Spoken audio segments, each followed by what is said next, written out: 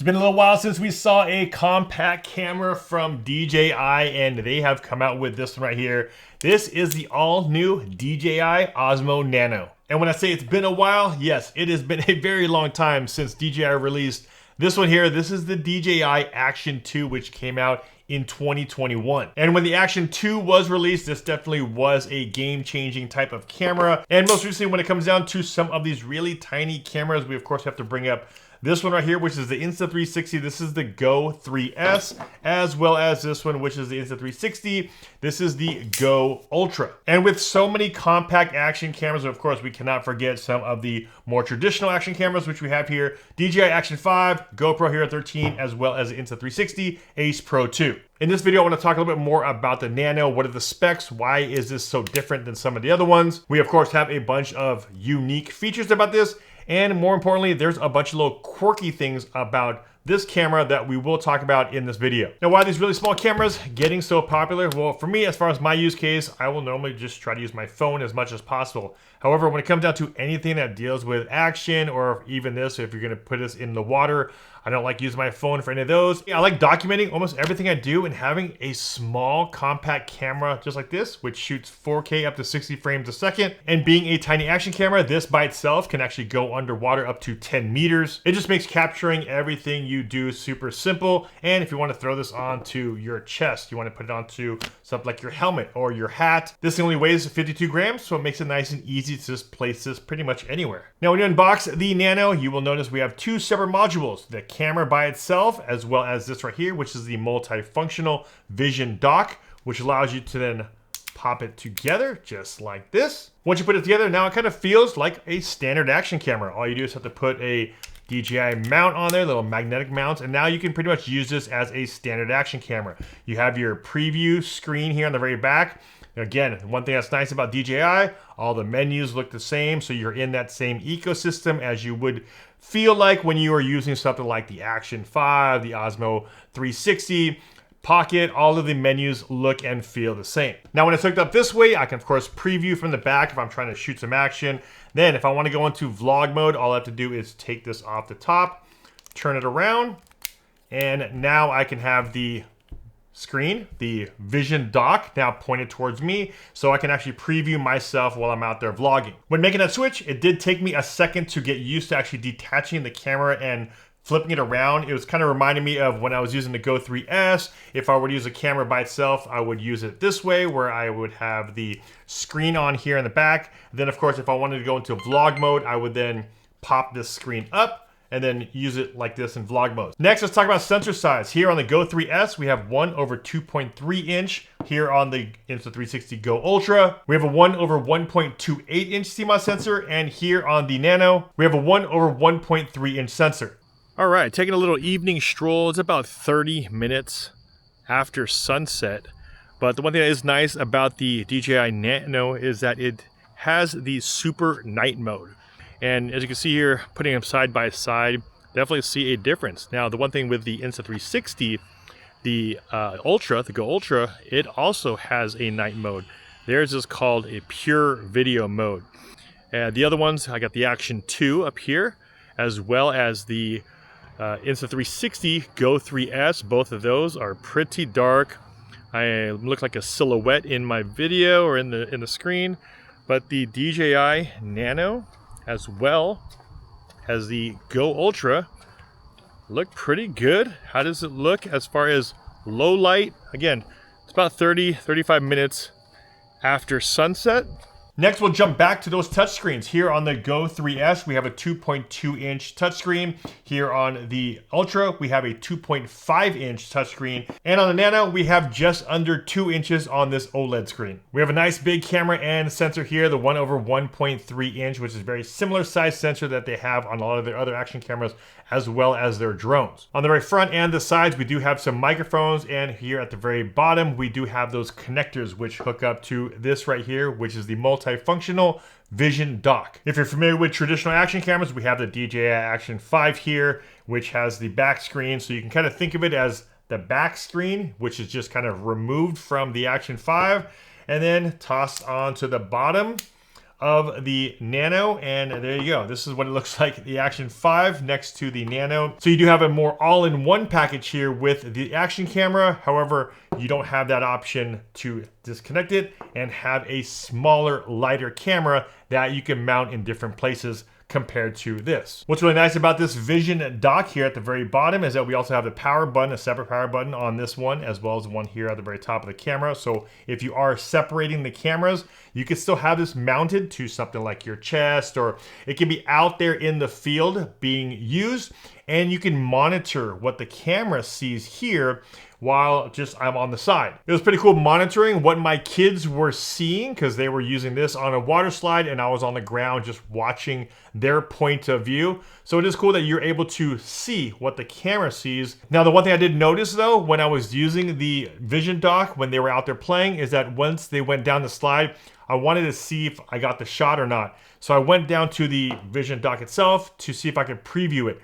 you're not able to preview what the camera shot until you actually hook up the camera back to the Vision Dock. I hope that's something they might be able to update, is the ability to preview the footage that's on here through here, but without having to actually physically mount them together. I know that is something doable because here at the Insta360, the Go Ultra, you are able to do that. You are able to preview what is on the actual camera itself through the screen without the camera being inside of the pod. Next, we'll talk about built-in storage. Now, there is a 64 gig and a 128 gig option. This one is the 128 gig.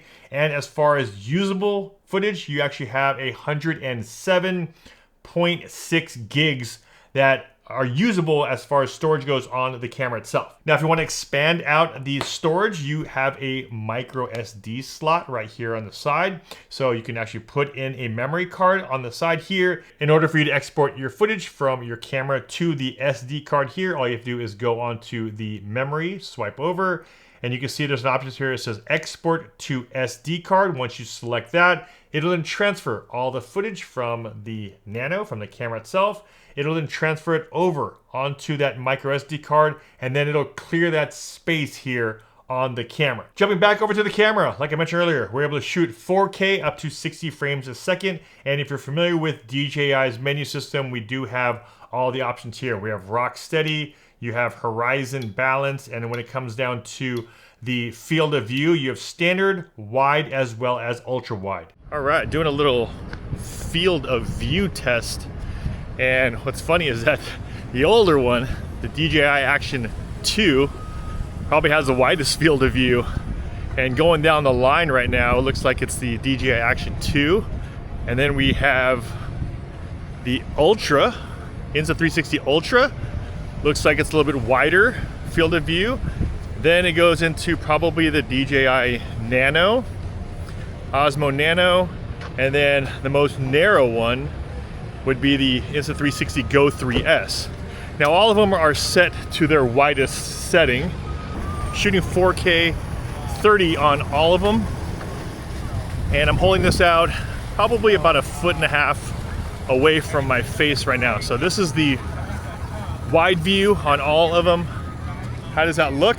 And also while I'm here, sun is up. Let's see how well these do when I'm backlit.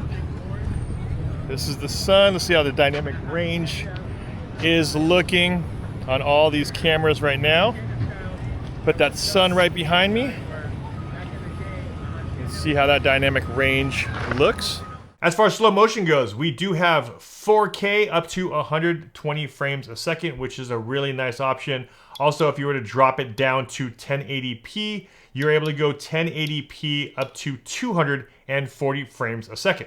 Now, the one thing that's nice about the Nano is that it also has 10-bit. Well, it has 8-bit normal, has 10-bit normal, as well as a color profile, which is 10-bit D-Log-M. Now, if you are in that DJI ecosystem, like we talked about, it's nice to have because all the other cameras have it. The DJI Action 5 has 10-bit D-Log-M, so does the Osmo 360. They're drones, like the Mini 4 Pro, and as well as the Pocket. So if you are using multiple cameras from DJI especially, and you're gonna do some color grading, some post-processing, and you wanna have a little bit more dynamic range by using the 10-bit D-Log, You also have that here on the Nano. When it comes down to photos, we have 36 megapixel JPEG and RAW photos available on the Nano. And you have the ability to shoot different time lapses as well as hyperlapse, and you have some different parameters you're able to change here. Next, let's talk about battery life. Now, DJI is rating the camera by itself to shoot about 90 minutes. And when it's hooked up to the Vision Dock, you can shoot up to 200 minutes. That's rated minutes from DJI. Now, the one that's different about this camera when you are comparing it to something like the Action 5 or like another traditional action camera where everything is built in is how you need to manage the battery consumption, because of the fact that you can have this separated out. And the battery in here can of course go down, and in order for you to charge it back up, you need to hook it back to the Vision Dock. There's a battery in here. Once you slap it on top, the connectors at the very bottom will then charge the camera. Now, the one thing that is different with this compared to this is that once the Vision Dock battery drains completely, then you're left with the battery here. And if you wanted to preview it, you're not really able to preview the footage if the Vision Dock battery is depleted. The stabilization on DJI is called RockSteady, and the stabilization on the Insta360, they call it FlowState. At this point, with all the different action cameras out there, stabilization is pretty much on point. I don't think there's really much of an advantage one way or the other as far as how stable the footage is. Using these things when you're out and about, even when you're running, hooking up to your bike, stabilization on all these cameras do really, really well. Now, once your battery does deplete, the one thing that's nice about the DJI Nano is that it does have fast charging, so you can go from 0 to 80% in about 20 minutes. Next, let's talk about audio. And just like their more recent cameras, the Action 5, the Osmo 360, you can hook up wireless audio to the Nano. All you have to do is swipe down on the menu, click on Mic right there, and you could hook up 2 transmitters to this camera, and I tested it out with the Mic 2, also works with the Mic Mini, and this right here, which is the all-new Mic 3. You're able to hook up to 2 separate microphones to this camera. All right, out testing the DJI Mic 3, and I have it right here on my chest, so you should be able to hear it when I tap on it. But I also have the backup track recording, which is nice, which is good because of the fact that if you were to lose connection or break up, you should have a nice backup clean audio that's recording onto the microphone. So let me walk down here real quick where there's a bunch of people. It's pretty noisy, and especially here, I want to put my back to the microphone, because normally when you are at great distances and you have your back to the microphone, you will get some breakup. But how does the audio sound? Right now, I'm going to turn around and face the microphone. So this is direct line of sight, which means I should have some pretty good connection here.